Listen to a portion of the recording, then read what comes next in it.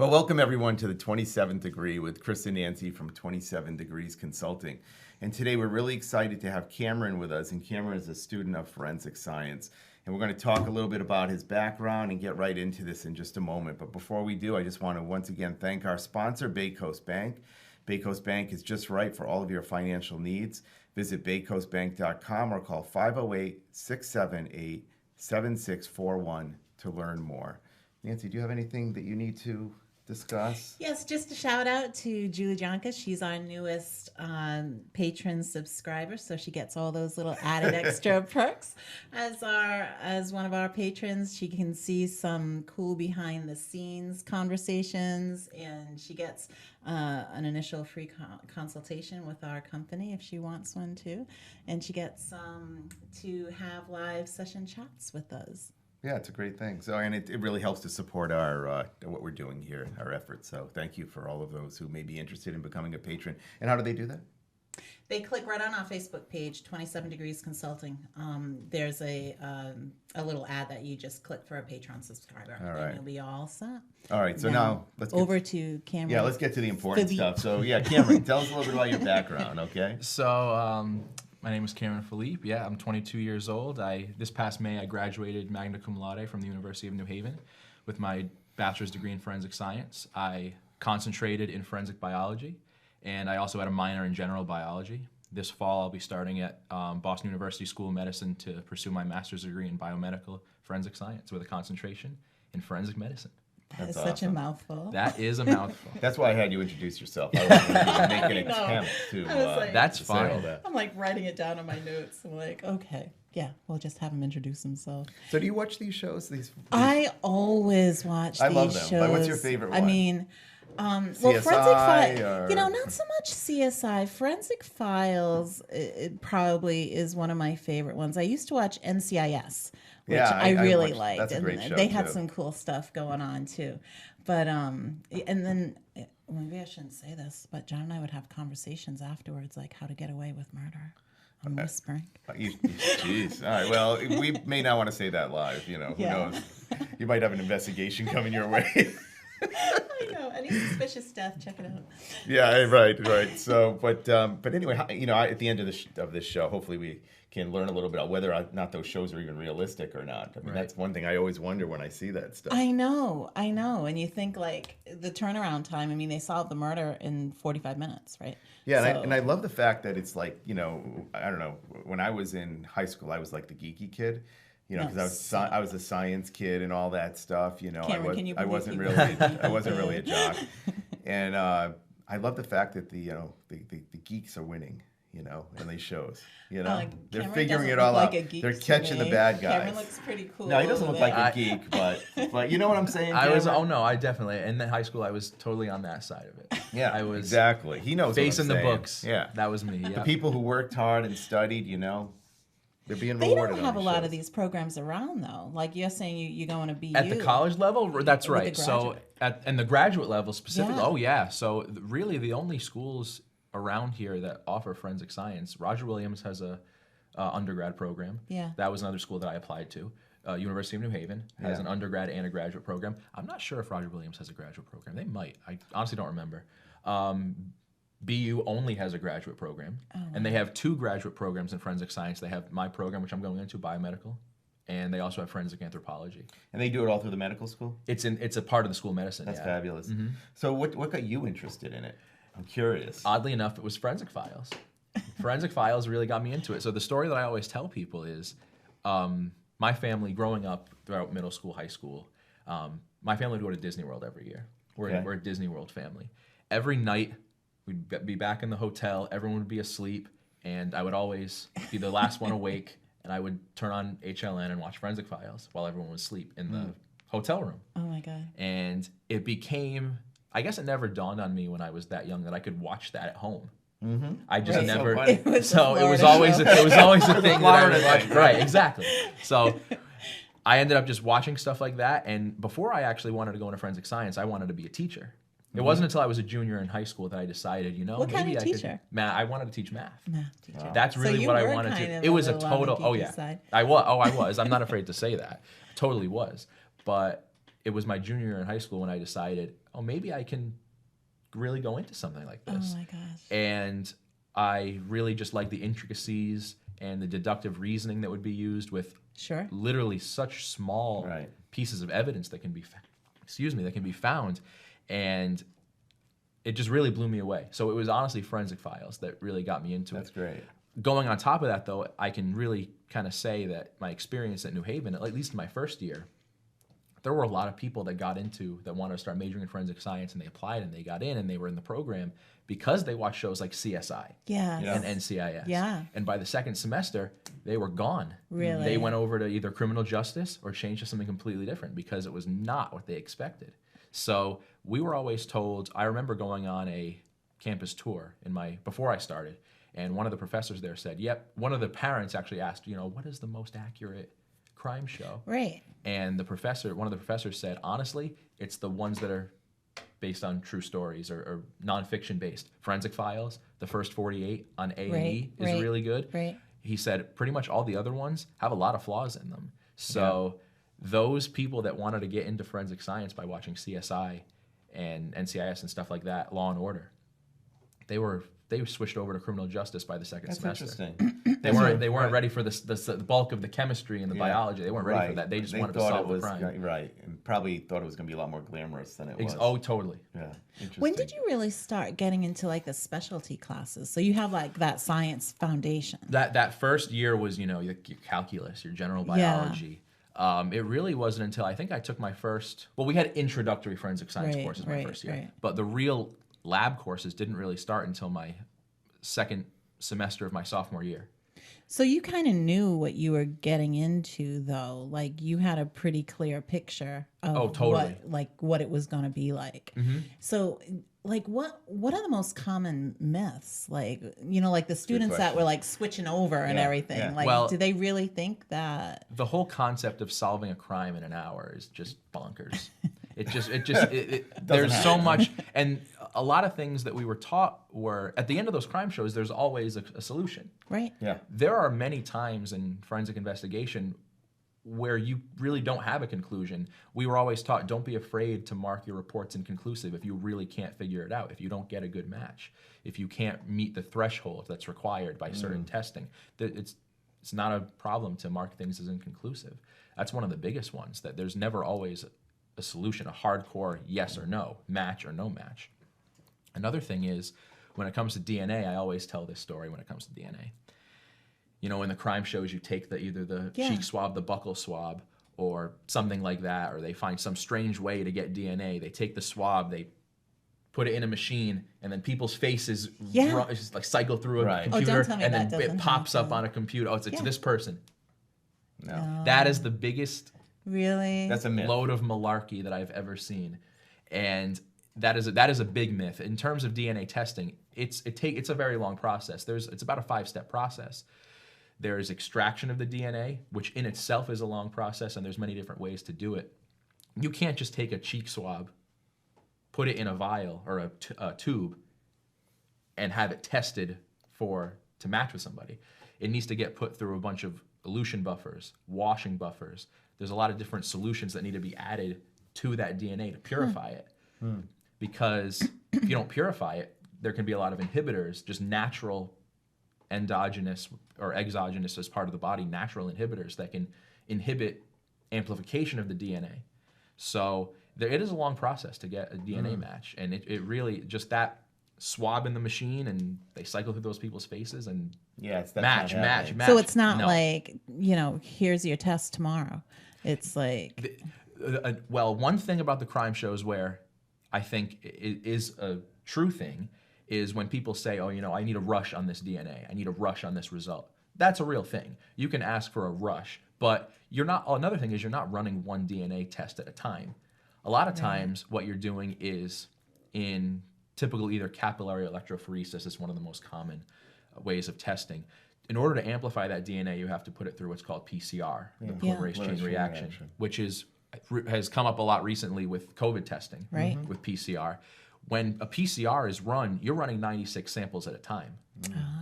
So you're not running one at a time. Like you're batching. Right, right. So there's a 96 well plate. It's about this big, and you're running up to 96 samples at a time in a PCR. What are the safeguards to make sure that this person's DNA doesn't get mixed with this other person's DNA? It's pretty secure. Cross-contamination obviously is the enemy. Mm-hmm. I can't say it never happens. Right. It will. We're human as well. Right, right. But there are a lot of safeguards in place that are able to make sure that we're not mixing. So it's things as simple as you have a pipette, changing the pipette tip every time. Right. Ensuring, if you're not sure if you changed it, change it anyway. Basic things like that to try to limit cross-contamination. So there's a lot of quality indicators and quality control, quality assurance that you have to follow. In every single one of my high-level forensic classes, we spent a week's lecture worth on quality assurance and quality control. That's great. In every high-level course. I think we may have even touched on it in the introductory courses as well, but we always went through it. Because, I mean, that could be the difference of someone being found serving a life sentence, guilty or not guilty. Right, exactly. Basically. Yep. Someone can mess up and they throw that evidence out of court. It's taken for granted, I think, sometimes. Oh, yeah. By the general public, I would say. Right. I feel like the forensic scientists know how important it is, but I feel like sometimes the general public will take that quality assurance for granted. So there's a big, 5-step or so process to extract the DNA. But once you have it extracted, does a computer just run a match and look for someone who's in the database? So there's the CODIS database, which I think a lot of people are familiar with, the FBI, which is the combined in the CODIS database that separated out. But in terms of running it through, when you get a DNA result back, a lot of times it's not going to come up with a name. Right. It's going to come up with something what's called an electropherogram. Electropherogram is pretty much a graph that shows peaks at certain allelic regions in your genome. Okay. And when doing a match, the CODIS database is comparing those allelic markers. So basically you can say, oh, this person has at allele 13, it looks like they're homozygous for that allele. Mm-hmm. You can compare those allelic markers on the electropherogram. On top of that, there's something called random match probability and match statistics, where you take... Yeah, I was just going to ask you that. So, like, if Joncas was my brother, God forbid, if Joncas was my brother and, like, he committed this big, awful crime, like, can you match him kind of like a familial match to me and it will pop up? You can have partial matches, familial matches, but you're never going to be able to, unless you have a perfectly obtained, extracted DNA that yields a full profile. Yeah. You're not always going to get a full profile with every piece of DNA you extract. A lot of times, especially with challenging samples, arsons, explosions, natural disasters, where you have degradation of the DNA. Yeah. It's very hard to get full profiles. Right. A lot of times you're just getting partial profiles, maybe 1 or 2 alleles. A lot of times the CODIS, the FBI standard for CODIS is 20 core loci. There's 20 core loci that they look at. A lot of times you may only get 10 or 11, or even less than that, depending on how degraded the sample is. A lot of these shows, they'll find a bunch of bones, just a skeleton, and they'll take the bone and they'll get some DNA out of it. Is that realistic? You can get DNA out of bone. Again, this really goes back, it's fresh in my mind because I had a course on this last semester. And honestly, it's tough and it's very hard. And doing testing through bone on what's considered a challenging sample, it has to be treated a lot differently than just taking a swab or using blood, because it's so difficult to pull the certain DNA from there. It's just tough because a lot of times when bone happens, it's so decomposition has fully passed. Right. Yeah. You're into what's called dry decay. Right. And something that's called diagenesis, which is where 2 main components of bone, calcium hydroxyapatite and collagen, are leaching from the bone. Right. And in itself, those 2 compounds, those 2 substances, can inhibit DNA testing. So my professor that I had in this course, who was also my thesis advisor, she always preached that it's never going to be easy. It's always a very slow process. If you want instant results, it's not a field you want to go into when it comes to testing. bone doing stuff like anthropology, forensic anthropology, DNA testing on challenging samples. It's realistic in the sense where you can get DNA from it, but it's not easy. Not infallible. It's a very tough part of the science. Cameron, when you're testing samples, is it totally like anonymous? Like if there's a big case going on, or if like something hit the news, like serial killer court or something, and like the lab gets a batch of samples, and do they know that they're working on that particular case? That's a great question. Now, a lot of times, and again, the real expertise, the only expertise that I have from this is just my experience in my courses and doing practice casework. And in a lot of my advanced level lab courses, we were given a paper evidence bag with information on it as if we were receiving it from a crime scene. And a lot of times the victim is name, even if it's just a first initial and a last name, is on there. There's a case number on there. There's a location of the crime on there. Okay. So there's somewhat of amount of information, but you don't want to get implicit biases in there when it comes to testing for suspect DNA. So it's not completely blind, at least from the experience that I had. Yeah. Okay. And that may vary across the country. On some of these shows, like they'll go into a house and they'll get a hairbrush and they'll take a few strands of hair and they're able to figure out, something about the killer or the victim or whatever through DNA. Is that realistic? That is true. Yeah. I can say that because in a course that I learned about human identification, a course that I was in about human identification, where if you have a missing person and if you think you may know who it is and a family reports them missing, a lot of times what you can do is, what's preferred is you go to their house and you get their toothbrush, you get their hairbrush. Okay. And you see if you can test from there. And you can get DNA from that. You can, with the hair, you need to have the root still attached when it comes to hair. But that is true. But from a toothbrush, you'll get some you can get some buccal cells. Exactly. Yeah. Yep. So what's the most, in order? What's the most reliable? So you tell me if I'm wrong. I'm going to take a wild guess. Take a wild guess. I'm going to take a wild guess.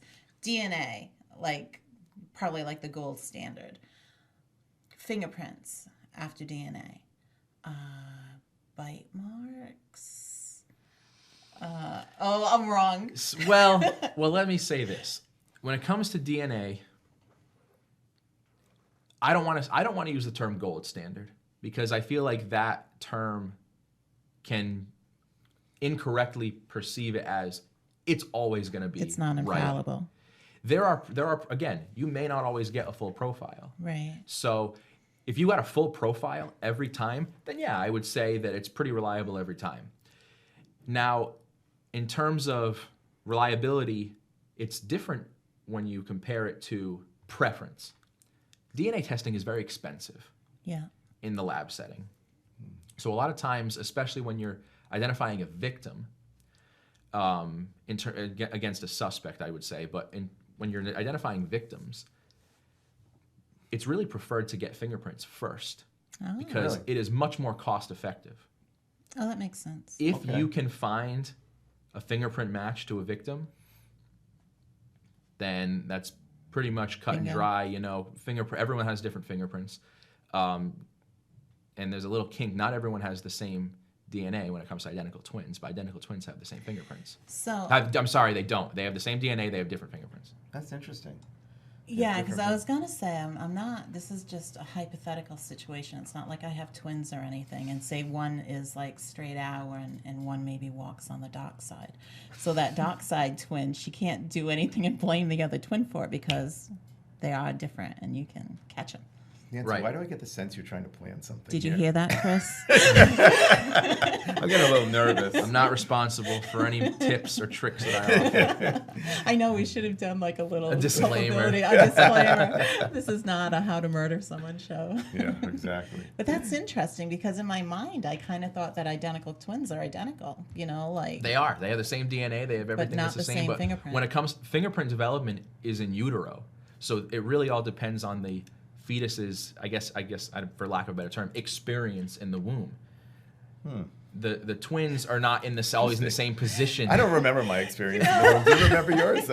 How was your experience? I'm just laughing because one of the things I was afraid of when I took the twins home is if I mix them up, like, oh my God, So I think I subconsciously fed one more than the other. Like one was always about like a little chubbier than the other one.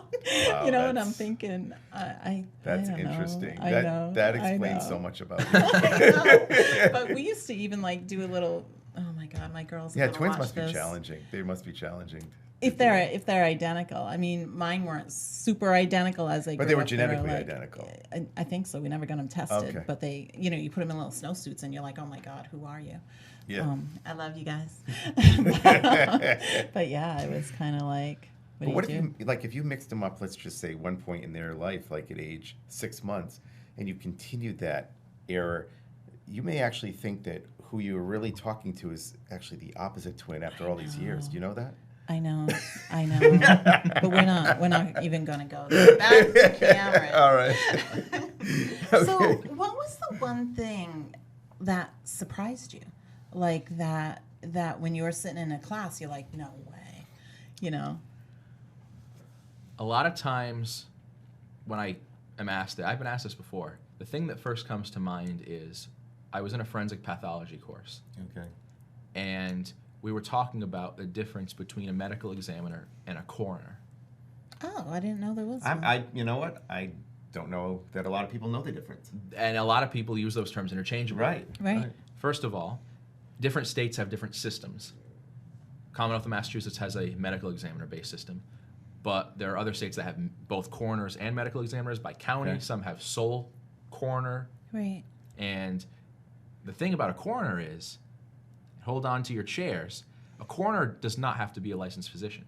Okay. A coroner does not need to have an MD or a DO. Do they have to have any medical background? Nope. No, sir. The guy at Stop and Shop can be a coroner? Typically a coroner is there is ample training, but you do not need to have a medical degree. Really? Is it on the job training, or do they actually go to school? I'll branch off of that by saying this. Another difference between coroners and medical examiners is coroners are elected officials. Oh, okay. Medical examiners are appointed by typically a governor. Isn't that interesting? That's like, so they must not get certain cases. Like they must just get the... Well, another thing, coroners are not allowed to perform autopsies. Okay. All right. This is making a little more sense. So what are they doing?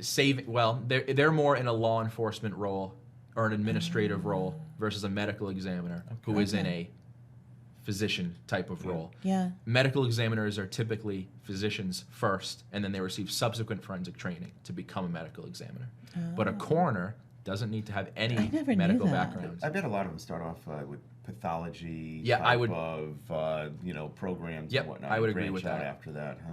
Interesting. So with the medical examiners, just because we touched on this, like if you have a little pinprick, like even here between your fingers, they're gonna find that? Everything. Oh, wow. You look at every little bit. You don't leave any stone unturned. And that goes with all of forensic. That goes with everything. That's not just with investigation of death or stuff like that. That goes with every facet of forensic science. No stone goes unturned. Oh my God. So it has to be hard to commit the perfect crime then. I mean, there's so many really angles. No, I'm just like, when I'm watching these shows, like these little criminals think they're so smart. And it's like, oh, buddy, you just blew it. You did this or this, And it's like those little things that just catch up. I mean, you should not do that life of yours on the side. You're gonna get caught. No, but I think that it's true, right? It must be very hard these days. It is. It is.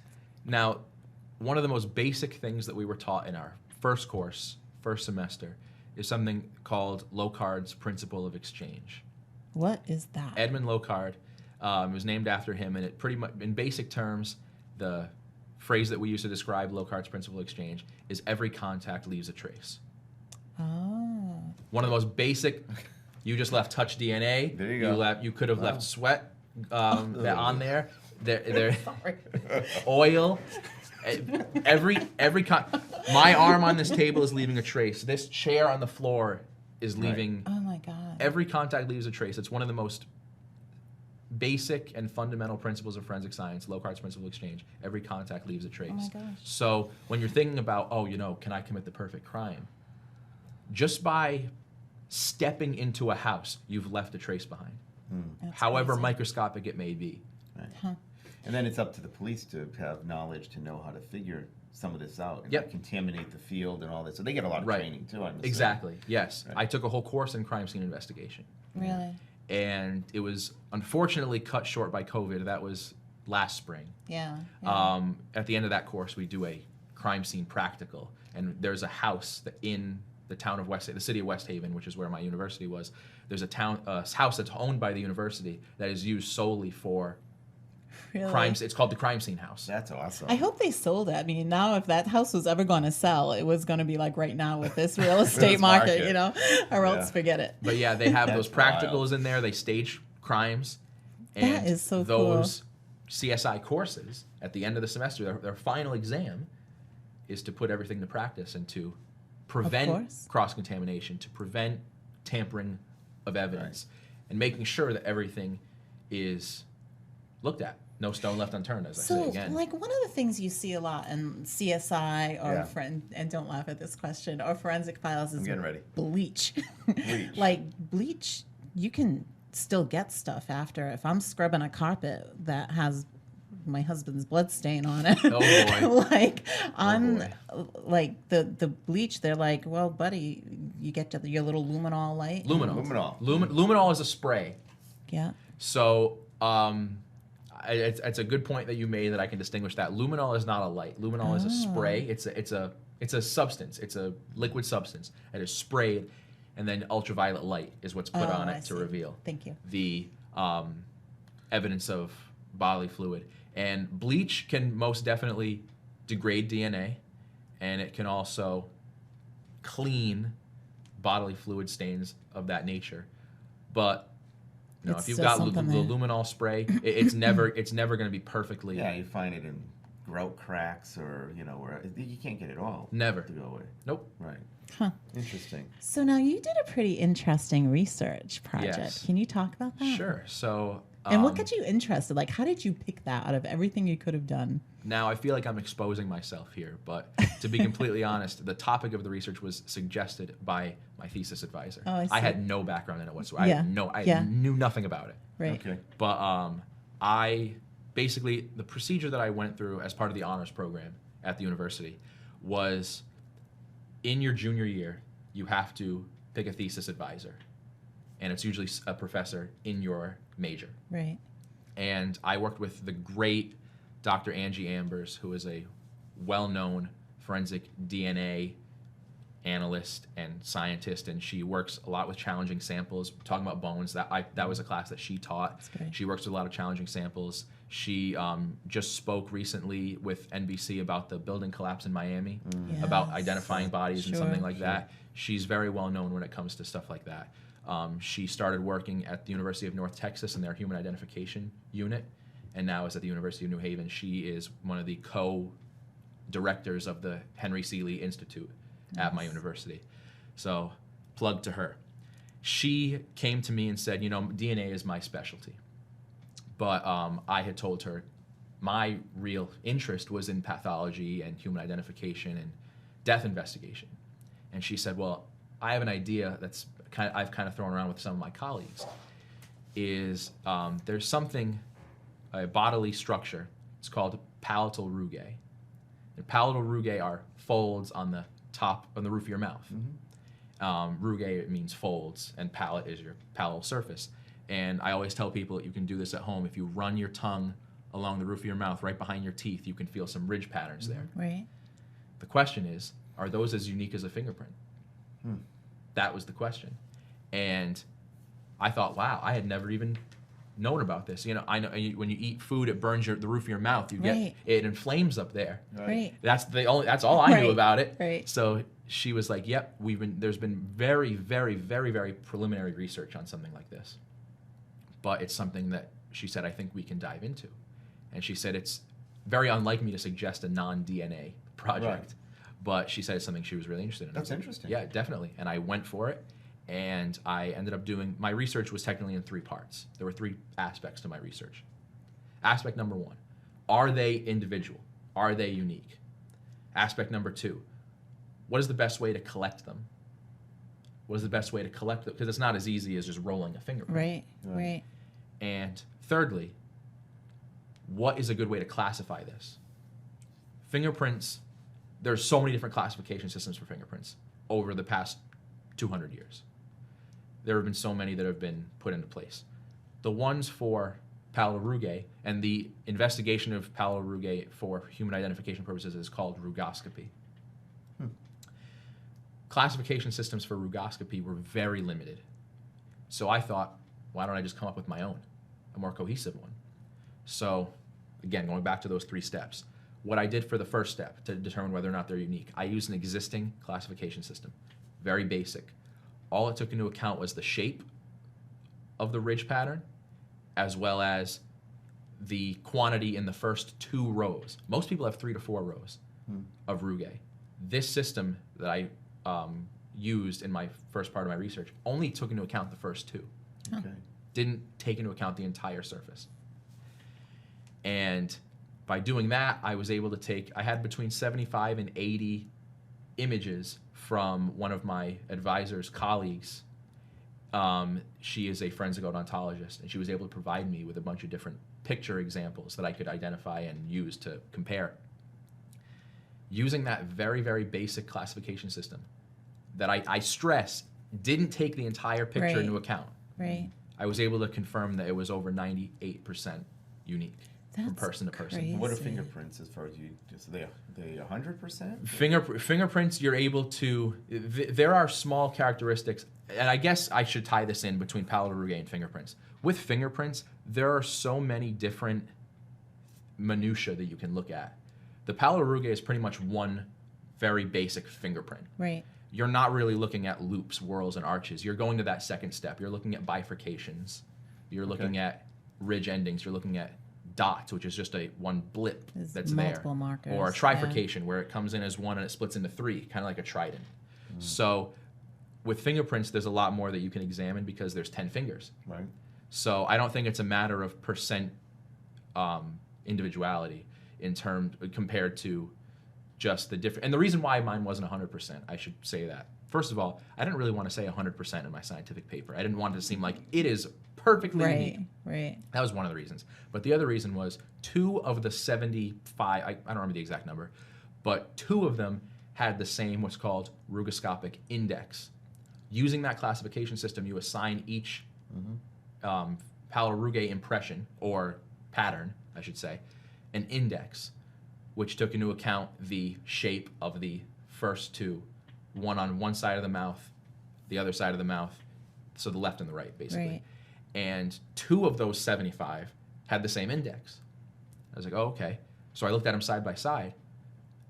Even with an untrained eye, you can see that they were not the same. They were different. They had the same general shape, but one was a lot thicker than the other. Because again, it only took into account the shape, which is what led into the second part of my research, which was creating a new classification system. Right. I tried to standardize the shapes with more fingerprint terms, Right. as well as taking into account the length and width of each ridge, which no other classification system had taken all 3 into account before. By doing so, I was able to take those 2 that had the same Rugoscopic Index, put them through my proposed system, and there's a very clear difference. Oh my gosh. So, and mine also takes into account all rows, not just the first 2. So is this something that's going to be used now in forensic science? Will it take off? Surely hope so.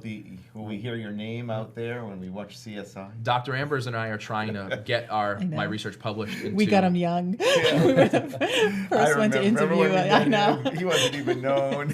we're trying to publish. We're trying to publish into the Journal of Forensic awesome. Sciences, Forensic Science International, and because another thing that I always tell people is I tried to say as professionally and scientifically as I could in that paper, this is really important. This is these results are huge. That sounds like a landmark finding. I think, and I'm not the first person to really go into this, but there have been very, very preliminary studies.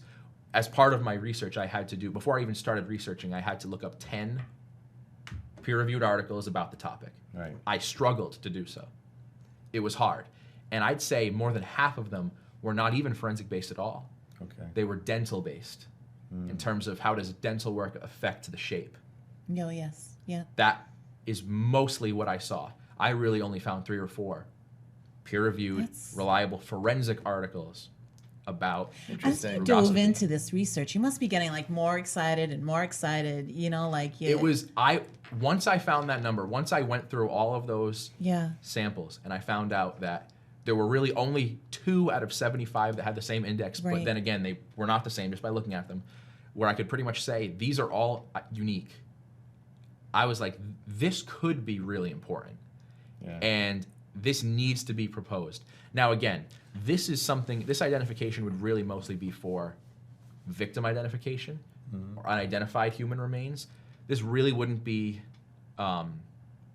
reliable or applicable to suspect identification, Sure. because even with bite marks, you're never going to get an impression that far back.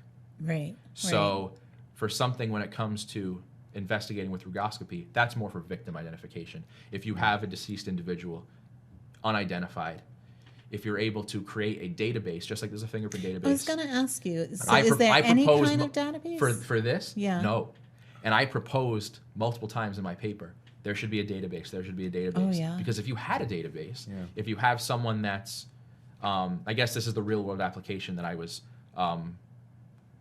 we went through with my project. Sure. Was if you have a scenario where there's severe external bodily harm. So if you have an arson, an explosion, something where the skin is completely charred and you're unable to get fingerprints. Right.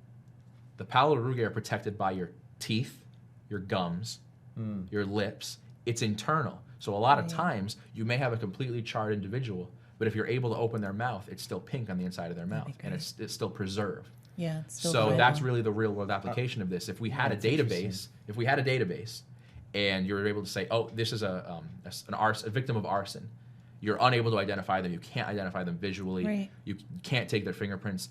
If you were able to take their palatal rouge impression or take a dental photo and compare it with a database, that could be a viable way to do Well, it. you know what? I mean, not everyone gets fingerprinted, right? I mean, you're only Right. fingerprinted if you're in the system or you're in law enforcement or, you know, for a number of other reasons. But everyone goes to the dentist. Right.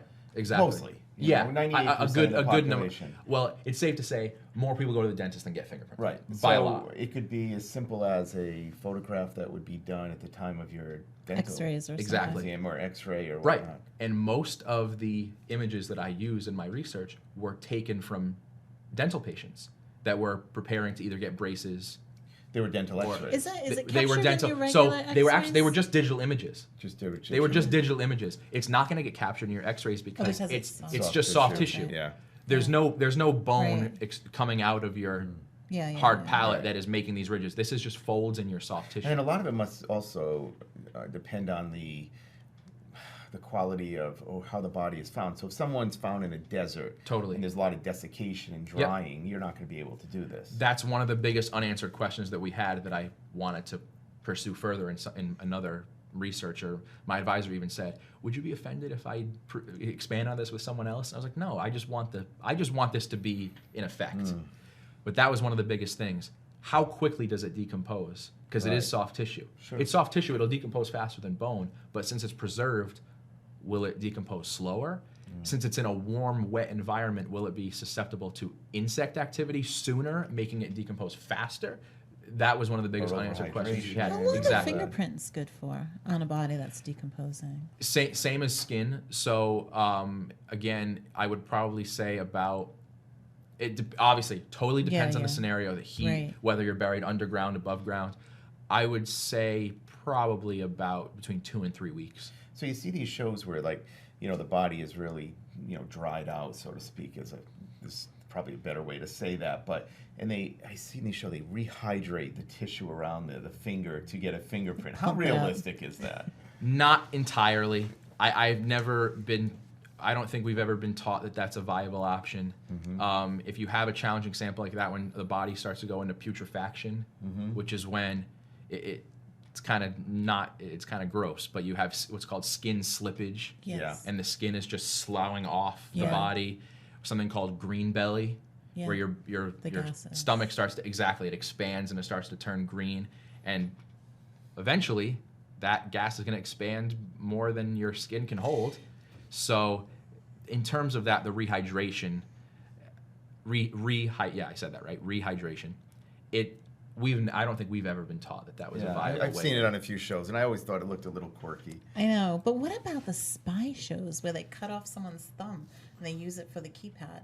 How good is that? I mean, Probably for a few hours. I mean, if you really did that, I mean, in real world application, if you did it again within a few hours, it was a great attribution. If you did it within a few hours, I mean, that would work. You might get in. That would All right. work. Yeah. Good to know. I don't those suggest things. it. These are I'm not talking to true. you out there. I know. I don't suggest it, but they would work. So let me ask you something else. You know, a lot of DNA is relatively new, right? So in the 70s you're just a baby. I mean, It's just but they starting out. have, they saved evidence and everything. Yeah, that's the best, right? When they find, they Right. go back 20 years and they find Yeah. out that John Smith actually was not the killer, and they find the true killer. That does happen. It does.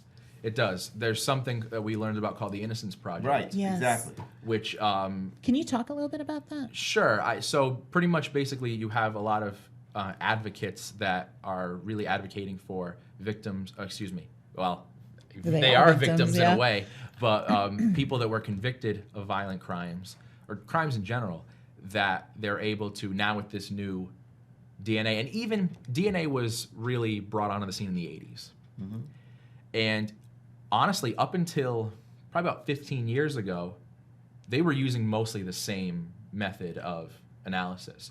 It was really only in the early 2000s where you have now the more advanced Right. technological ways to test DNA. So even convictions that were made during the DNA era can be overturned because there's new technology that can test it Right. more comprehensively. But yeah, so basically they're advocating for convictees who did not commit the crime, and they're really going through all the evidence, and mostly it's new DNA evidence, or I shouldn't say new DNA evidence, it's the same evidence, but new ways of analyzing that evidence that can make it more comprehensive to a full picture. Right. And so it is possible to get a DNA result from a long time ago. Yeah, However, that's wild. again, it's very simply, though, as time passes, it's not going to be as easy as Degrades. Right. Degrades over time. Depends how it's stored. Sure. We learned about a story where there was a kind of not a cold case facility, but something similar, and their AC unit had stopped working, Oh no. and it was undetected for a while. Oh no. All the samples could not be Not used bad. anymore. Oh my God. They were totally degraded to the point of That's unfortunate. oh yeah. If the evidence is kept under pristine conditions, I mean, is it good for 25 years or 30 years? Like, is there like an expiration date? There have been identifications that have been made after decades. Oh, yeah. So I would say it's possible, but again, it will degrade over time regardless of the condition. Yeah. Just being out of the ambient body atmosphere, Right. it's going to degrade over time. Right. It's interesting, isn't it? It's Oh really my fascinating. God, yeah. Yeah. So I have a couple of. I mean, it makes you wonder, how does anyone actually get away with this stuff? I don't think you can. You've got Like, if- cameras everywhere. You've got fingerprint yeah. technology, probably palatal technology coming soon. I hope so. DNA, technology. I mean, It would be crazy. So I guess my husband's safe. Yeah, I think he is. I was just wanted to check to make sure John was all right. All right, John, you're okay. If you're listening out there, I know. Nancy has realized she cannot commit Can't the do perfect it. crime. Can't do it. I'll hire someone. So was anything that you learned like counterintuitive? Like, is there anything so let's talk about blood spatters for a minute. Sure. Like, I'm like, if I'm just a layperson and then you like your artery splatters on the wall, like I can tell, oh, that must have been like arterial or something like that. Versus you venous, know? yeah. Yeah, just by like it's intuitive. You're like, oh, that was messy, So, Right. like, is there something that was counterintuitive, like that you would look at evidence and you would think something, but then it really isn't as it appears?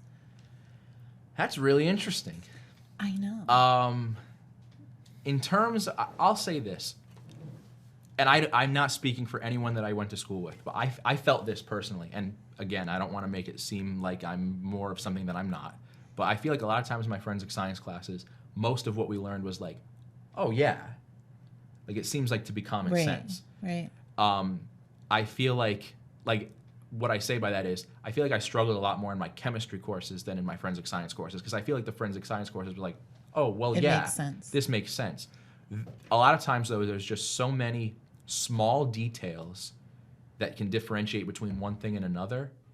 I don't know if that really answers your question. Yeah, no, it does. But so one of the things I guess I'm thinking of now is more on the chemistry side, which I was not. I was a biology concentration, but we did take forensic chemistry courses. There was one course where we tried to differentiate accelerants in terms of fire.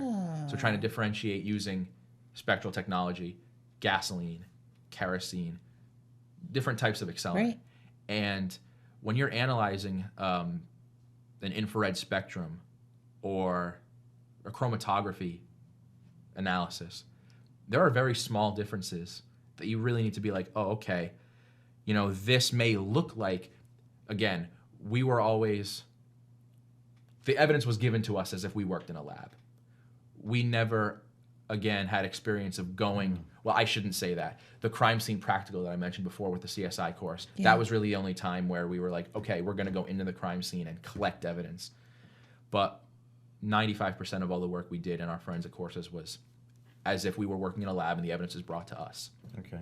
So we never really were painted a full picture of, here are some crime scene photos. We weren't given that a lot of times. Most of the time we were given a short 3-sentence blurb of a general details of the case, basic details. That makes sense. Yeah. We were never, so I guess what I'm saying by that is we never walked into a scene and we're like, oh, this arson was probably committed by gasoline and here's why. So we never had that comparison to make, but in terms of analyzing that information, there's a lot of really small differences in the chemistry and the biology, if it was a biological sample, if it was something like blood. Another thing I guess I should say with blood, we were in a practical exam we had in my forensic biology course, we were given, I think, 4 or 5 samples of blood. Some of it was human blood, donated by the TAs. Some of it was animal blood, and some of it wasn't even blood at all. Who are the TAs? The teaching assistants. Oh, poor people. That's part of your job description. Yeah, medical school used to kind of, we did our path class. We'd draw blood and look at our own cells and do bleeding times and all that. You didn't do that in nursing school? No. No? Really? Interesting. No. Interesting. So this reminds me, you're talking about accelerants, an absolutely funny story. I'm going to just digress. My good friend John, I hope you're listening out there. So John one day decides that he wants to get rid of all these leaves in his yard. So he gets this huge pile of leaves. And instead of just lighting it on fire, he's trying, but they're a little wet. Cameron, I see where this is going. So he takes a gallon of gasoline. Oh, boy. And he pours it all over the leaves. And he doesn't realize the explosive nature of gasoline when it finally catches on. So the next day I saw him, he had no eyebrows. Very little hair.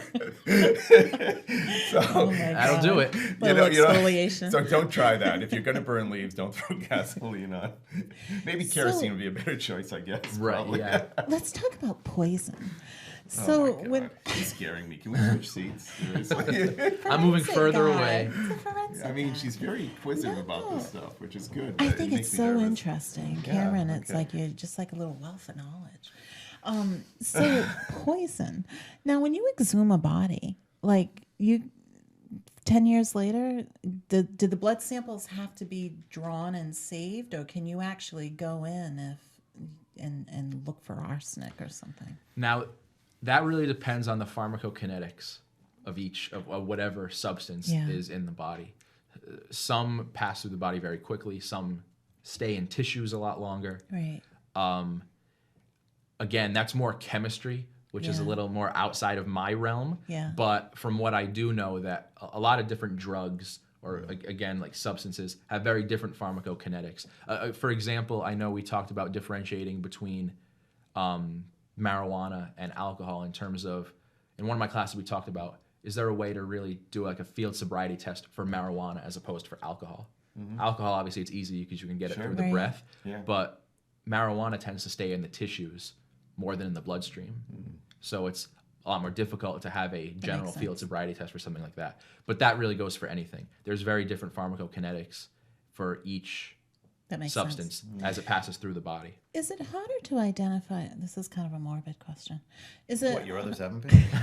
They've been fun. This is more on the morbid side. Is Okay. it harder to identify a body that's been in water or a body that's charred? Between the two, Yeah. I feel like they equally have their own challenges. Yeah. Any challenging sample, you could even throw in there bodies that are partially decomposed. It's the lime at Home Depot. What I'll say about bodies in water, again, a lot of times it'll depend on what water. Oh yeah. If it's in an ocean, you can have a lot of fish activity. Right. If it's in a pool, It's you're different. not going to be exposed Right. to animal activity. But I would say they each have their own unique challenges in terms of identification, because again, the body is not in its typical environment. Right. Anytime you break homeostasis, there's going to be a problem. Right. Whatever problem that is, whether it's extreme heat, extreme cold, is another one. Severe hypothermia. Interesting. They all have their It is. own challenges. So, Cameron, I was over Nancy's house the other day, and she had 20 bags of lime. Should her husband be nervous? Or a little yard project. I mean, I didn't think the yard really needed We're going to be that having much Ray lime. Blinn come in any Oh, moment boy. now. All right, John McAfee, murdered or suicide? What do you think? Can't speak on it. Don't know. Jeffrey Epstein. Don't I? He's I'm not. psychic. He's a forensic guy. These are the questions that people want to know the answer to. I don't have the answers, people. Oh my god. I love all those conspiracy theories, about John McAfee and all that. Of course you do. It's very Of course you interesting. Yeah, so Oh who my knows? god. So Cameron, I found this whole conversation like super interesting. I definitely when you Yeah, graduate actually more interesting than actually I thought it would be, and I'm really nervous how interesting you found it. I really am, actually. No, I just When we have our business meetings at your house, no more cooking. We're ordering out. That's all I want to say. Oh, come on now. You only had to run home once, remember? Yeah, I showing almost killed me once. Taylor too, right, Taylor? Oh, come on now. That was a mistake. Yeah. Right. It's a little food poisoning among friends, right? Just got to check those expiration dates. So, Cameron, do you know like what you're gonna specialize in? Like in closing, like where do you want to be? That's a good question. Again, this kind of mirrors my experience in high school, wanting to be one thing, and then at the very end, Yeah. I changed. So going through my undergrad years, I really enjoyed pathology and death investigation, Yes. autopsy and stuff like that. I even considered going into a pathologist assistant program at Quinnipiac University in Connecticut. Yeah. It wasn't until I started doing my research where I started to get a new appreciation for pattern analysis. So if it was a perfect world and I got to pick where I ended up, the Boston Police Department crime lab has a fingerprint division. That'd be cool. If I had to decide, See, we got it that'd be in. fascinating. that would be fun. That would be really That'd enjoyable. be fascinating. Because Boston Police has their own crime lab, and then Massachusetts State Police has a bunch of labs. They have their main lab up in Maynard, which is up north of Worcester, and they have 7 or 8 other satellite labs around the state. It's wild. So again, if it was easy to say this is where I want to work, this is where I'm going to work, I'd like to work at the fingerprint division at the Boston That'd be Police. great. Yeah. Kyle, do the FBI, are their labs like cutting edge and like super duper? Or? The FBI crime lab is the most technologically advanced, largest crime lab in the country. Oh wow. Yes. Wow. They have anything Like you can think everything. of, all of the new technologies. And I had friends in school that aspired to be in the FBI. And again, that is a really long process to get into something like that, to work at the federal level. Right. Yeah. Right. But the FBI Crime Lab is the biggest and most advanced in the country. That's Yes. wild. I'd love to see that. That'd be fascinating to see, wouldn't it? I would, love Yeah. to do a field trip down there. So, in my closing question to you, We What- can't ask the usual closing question. We've done this like 25 know. times. What's the message usual you'd like to closing send question to is, those- what is the message you'd like to leave, the final thoughts with the audience? I mean, what kind of final thoughts do you leave? to all those potential criminals Oh, out yeah. there. No, but there are some final thoughts just about forensic science you want to leave? Wait, can I ask my question? Oh, go ahead. first? Yes, please. I thought that was your So- question. no. Usually I can read your mind. Well, you jumped in. Oh, sorry.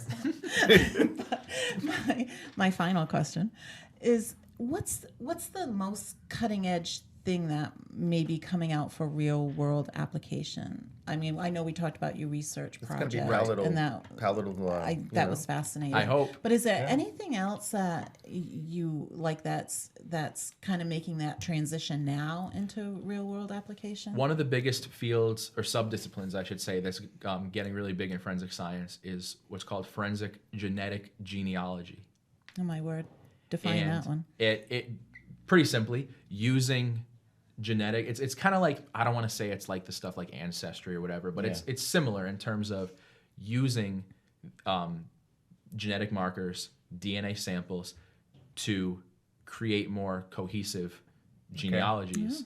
And it's so new that that's really all that I know about it, Yeah. because there was a course that was just opened up at my university this past spring. I didn't take it, but it was brand new. It's a breakthrough subdiscipline within forensic science, forensic genetic genealogy. Dr. Claire Glynn is a professor at my university. I never had her, but she is really spearheading that effort at my former That's cool. university. But that is one of the biggest new subdisciplines that's coming out right now. This whole subject is just fascinating. Yeah, it really is. Okay. All right, what's your final thoughts. final thoughts. Forensic science is not as infallible as it appears on TV. I think that is one of the biggest things. And it tripped up some people that I went to school with that believed that. There's very simply, there is something called the CSI effect that we learn in school. The effect that a crime should be solved in an hour, that there's never going to be any issues, and you're always going to have an answer. So if I guess there's anything that I do have to say to close this out is forensic science is very difficult. There are many different subdisciplines of forensic science: chemistry, biology, anything you can think of. It's not just human identification. It's not just autopsy. There's so many different things. Forensic analysis of handwriting, another one. I don't want to right. diverge in our final Yeah, thought, but yeah. there's just so many different subdisciplines that you can go into. I guess I should say, it's not as easy as it looks on TV, and it's not just cutting up bodies and trying to figure out how they died. It's so much more complicated and so much more multifaceted. And I think something like that is what keeps me hooked. That's yeah, wild. Great. definitely. Cameron, thank you so Yeah, much. thank This you. is fascinating. It was really an awesome podcast. Thank you. It's a great discussion. Learned a lot. It was interesting. It's been a pleasure. Yeah, I appreciate it. I never really knew before. And I want to thank you. And I, of course, want to thank our sponsor once again, Bay Coast Bank, which is right for all of your financial needs. And call Bay Coast Bank at 508-678-7641 or contact them through baycoastbank.com. Cameron, thank you very much. This was great. We hope to have you back in the future once Thank you. You finish your research project, and maybe you can come back at some point. It's still ongoing, right? It is. I hope to expand it in my master's thesis. If not, it's definitely going to get expanded at University of New Haven by someone else, and they told me that I could consult. So nice. I'm looking forward to hopefully getting that implemented. I hope someday I'm watching one of these shows and I see they're looking at palatal rouge identification. I know. That would be I very know. cool, wasn't it? And we could say we We knew were him in on when. the inception. Thank you very much. And thank you, you, everyone, for watching The 27th Degree with Chris and Nancy, brought to you by 27 Degrees Consulting. And check out our website. We have all of our podcasts there. Yes. You can go back and look at all of the ones we've done previously. Thanks again.